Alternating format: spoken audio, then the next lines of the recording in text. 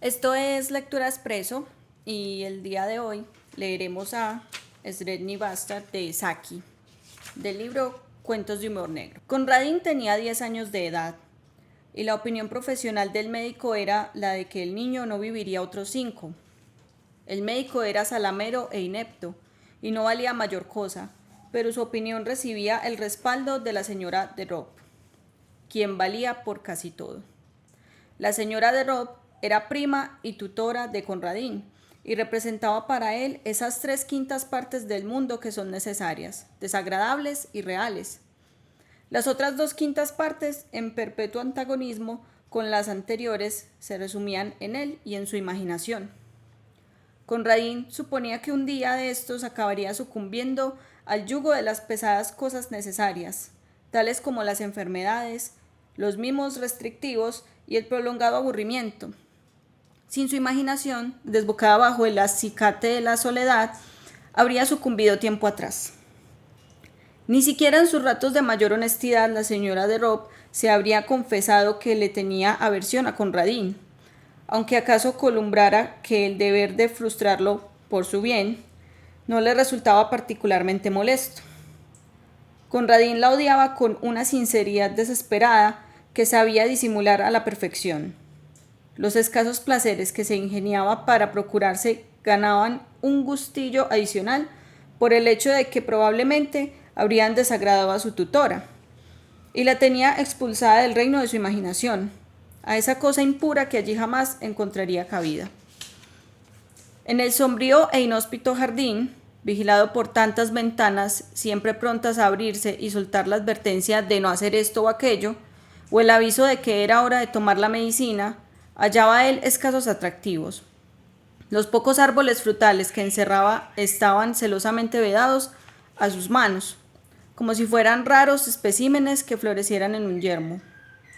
Si bien quizás habría costado encontrar un verdulero dispuesto a ofrecer 10 chelines por la cosecha de todo el año. Sin embargo, en un rincón perdido y casi oculto tras unos setos desmayados, había un cobertizo en desuso de considerables dimensiones, y bajo su techo Conradin encontraba refugio, algo que asumía los diversos visos de un cuarto de juegos y de una catedral. Lo había poblado con una legión de fantasmas familiares, sacados en parte de episodios históricos y en parte de su propia mente, pero el lugar también hacía gala de 2 inquilinos de carne y hueso. En un rincón vivía una gallina de Houdan, de plumaje alborotado, a la que el niño prodigaba un afecto que a duras penas encontraba más salidas. Más al fondo, en la penumbra, había una amplia jaula dividida en 2 compartimientos, uno de los cuales tenía al frente unas barras de hierro muy cerradas. Esta era la morada de un gran hurón que su amigo, el recadero de la carnicería, había entrado de contrabando, con jaula y todo, a cambio de una reserva de monedas de plata atesoradas durante largo tiempo. Conradin le tenía pavor a la elástica fiera de colmillos agudos, aun cuando era su más preciada posesión. Su sola presencia en el cobertizo era motivo de una terrible y secreta alegría, que debía ocultar con sumo cuidado a la mujer, como en secreto apodaba a la prima. Y un día, sabrá el cielo a partir de qué materia, hiló para la bestia un nombre fabuloso, y desde ese momento, ésta adquirió la talla de un dios y una religión. La mujer se entregaba a las prácticas religiosas una vez por semana en una iglesia de la vecindad, y llevaba con ella a Conradin, aunque el oficio litúrgico a él le parecía un rito ajeno en el templo de una divinidad asiria. Todos los jueves, en el mustio silencio del cobertizo, rendía un místico y complicado culto frente a la jaula de madera que habitaba Sredni Bastard, el gran hurón.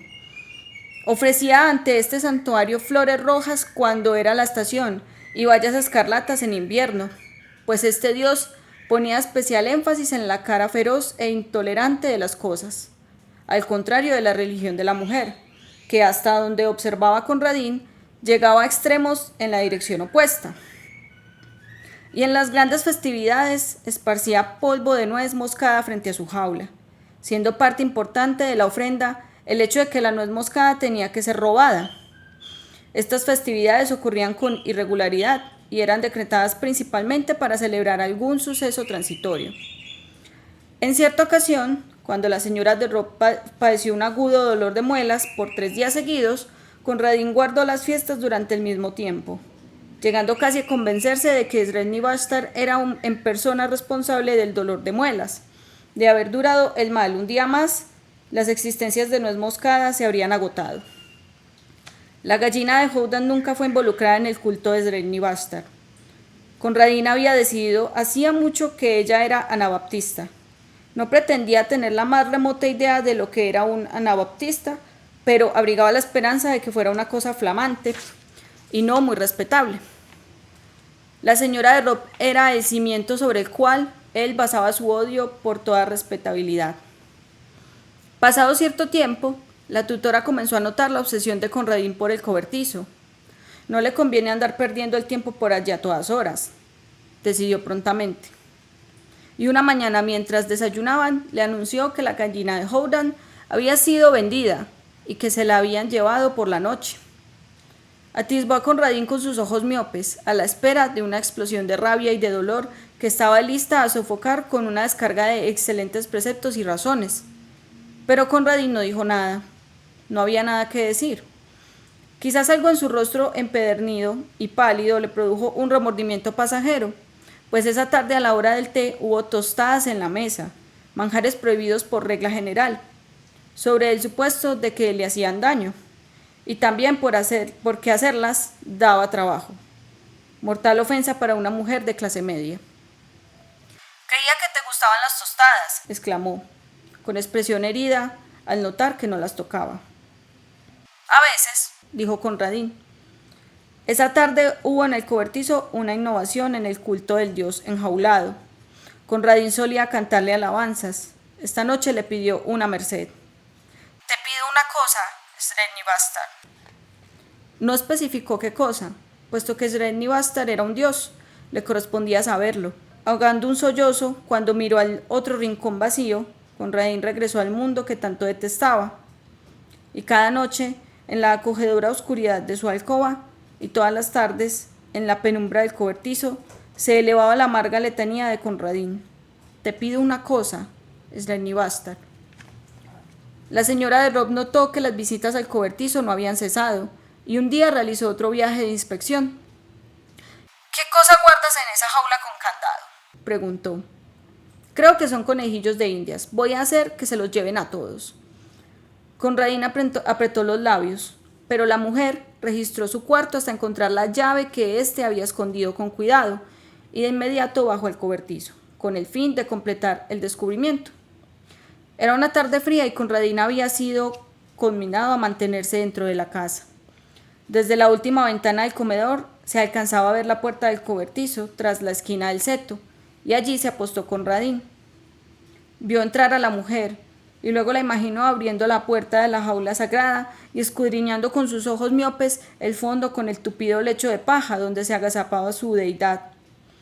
Tal vez, en su torpe impaciencia, se le iba a ocurrir hurgar la paja.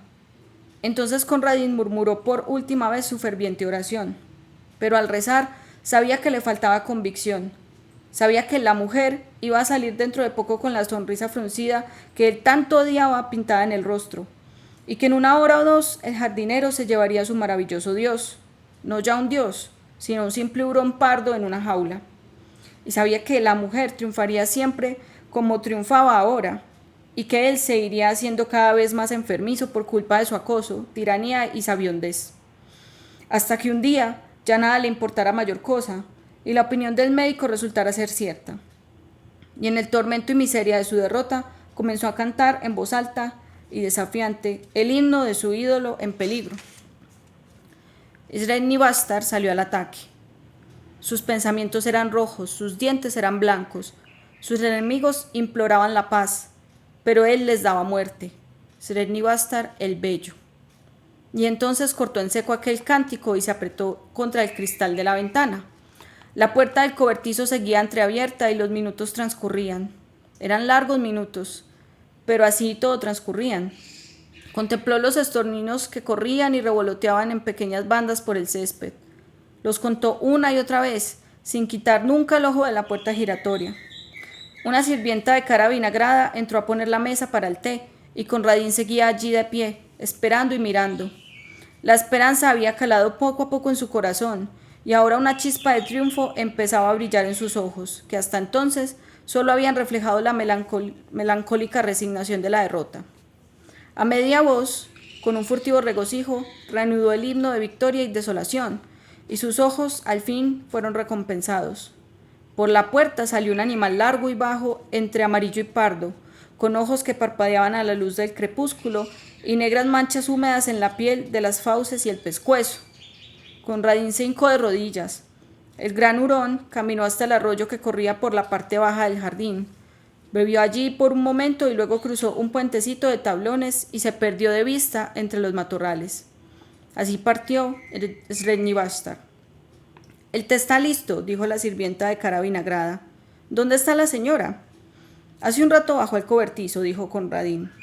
Y mientras la criada iba a buscar a su ama para el té, Conradín sacó del aparador un pincho de tostadas y procedió a tostarse una rebanada de pan. Y mientras la tostaba, le untaba abundante mantequilla y se regodeaba parsimoniosamente al masticarla, prestó atención a los ruidos y silencios que se sucedían como en ráfagas tras la puerta del comedor. El alarido estridente y ridículo de la criada, el coro de respuesta que se elevó lleno de exclamaciones de sorpresa desde el área de la cocina, los pasos atropellados y las presurosas embajadas para pedir ayuda afuera, y luego, después de una corta tregua, los sollozos de espanto y los pasos arrastrados de quienes transportaban una carga pesada al interior de la casa. «¿Quién se lo va a contar al niño? Yo no podría, de ninguna manera», exclamó una voz chillona. Y mientras discutían entre sí la cuestión, Conradín procedió a prepararse otra tostada. Cuéntenos en los comentarios qué les pareció esta lectura, qué otros cuentos les gustaría escuchar en los espacios en que no estamos subiendo episodios del podcast. Síganos en Spotify si nos escuchan en Spotify, aquí en YouTube también, denle me gusta, compártelo con alguien si te gustó. Y síguenos en nuestro Instagram que es @lecturadecafé.pod y en TikTok también, o sea, pues, y en TikTok no sé cómo se llama en TikTok, también @lectura de café. bueno, y también en TikTok @lecturadecafé.pod